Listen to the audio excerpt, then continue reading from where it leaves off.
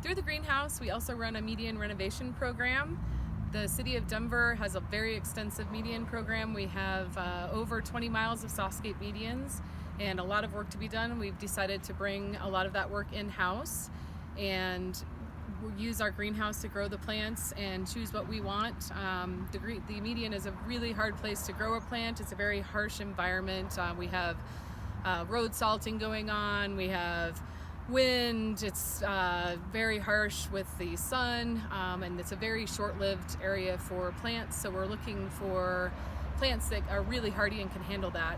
One of the other things with the medians is that they are very dangerous. So we don't want our workers out there longer than they need to be. We're really looking at plants that can be maintained very easily, cut back maybe once or twice a year. We have traffic that's running at 40 or 50 miles an hour next to these median spaces, and so the less that we can be out there and still have the plants look great, the better off we are.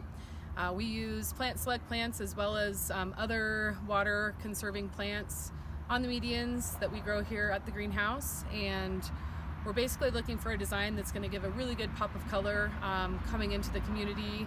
They're a very visual area for the City of Denver. We have lots of people out on the highway that are looking at these medians as they go by, and so they're, especially as a gateway where you come in and you know that you're passing into the City of Denver, we really want to have them be a good show and at the same time be less maintenance than a regular garden would be in the middle of a park or somewhere.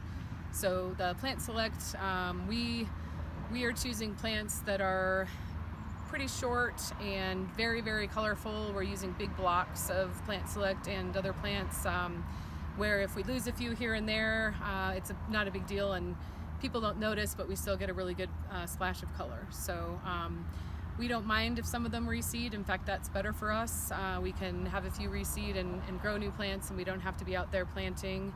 And anytime we can get as full of garden as we can on the medians, then we don't have to weed. So that's a better maintenance program for us as well.